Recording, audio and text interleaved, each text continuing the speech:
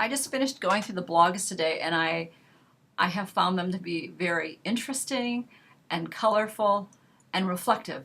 So I thought I'd give you a little bit of a day in the life of me very quickly and kind of just show you what your fellow students' blogs look like. So I'm not going to tell you who they are, but just take a peek.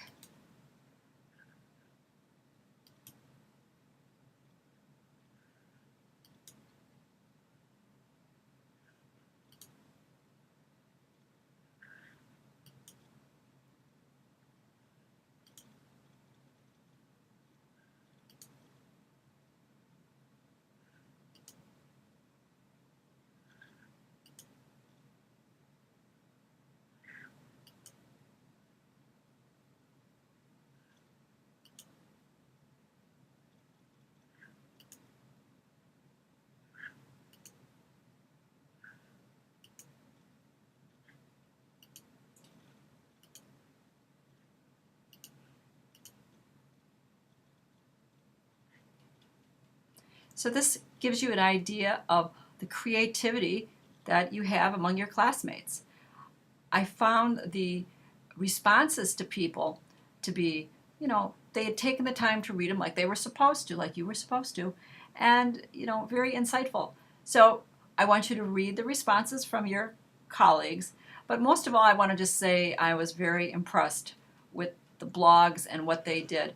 There was one, I don't want to single anybody out, there was one that I thought was really interesting, and so this is sort of cheating, I think, but I thought you would enjoy this, how to start a movement. So if you bear with me, I think you'll enjoy it.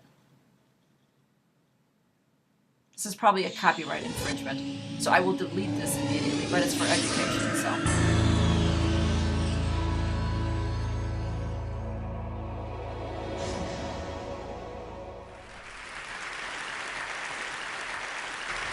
So ladies and gentlemen, at TED we talk a lot about leadership and how to make a movement.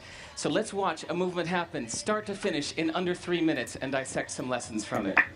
First, of course you know, a leader needs the guts to stand out and be ridiculed.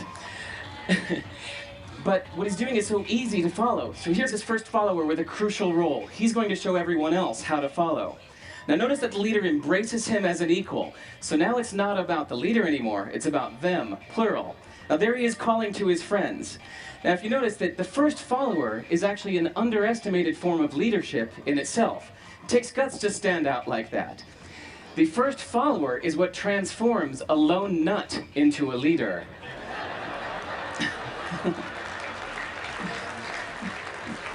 And here comes a second follower. Now it's not a lone nut, it's not two nuts, 3 is a crowd, and a crowd is news. So a movement must be public. It's important to show not just the leader, but the followers, because you find that new followers emulate the followers, not the leader. Now here come 2 more people, and immediately after, 3 more people. Now we've got momentum. This is the tipping point. Now we've got a movement. So, notice that as more people join in, it's less risky. So those that were sitting on the fence before now have no reason not to. They won't stand out, they won't be ridiculed, but they will be part of the in crowd if they hurry. So, over the next minute, you'll see all of the those that prefer to stick with the crowd, because eventually they would be ridiculed for not joining in. And that's how you make a movement. But let's recap some lessons from this.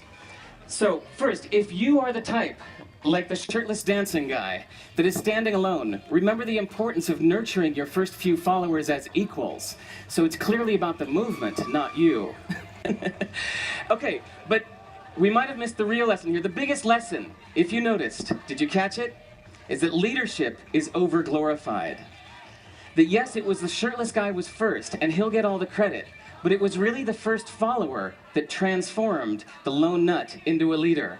So as we're told that we should all be leaders, that would be really ineffective. If you really care about starting a movement, have the courage to follow and show others how to follow. And when you find a lone nut doing something great, have the guts to be the first one to stand up and join in. And what a perfect place to do that, TED. Thanks.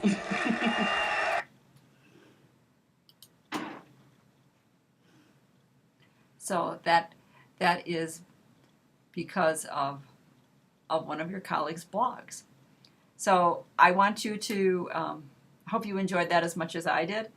And I will then look forward to reading your blogs. I send comments to everybody, so make sure you take a peek. Even if your blog was a little sparse, you still have time to beef it up. This is a great opportunity for you.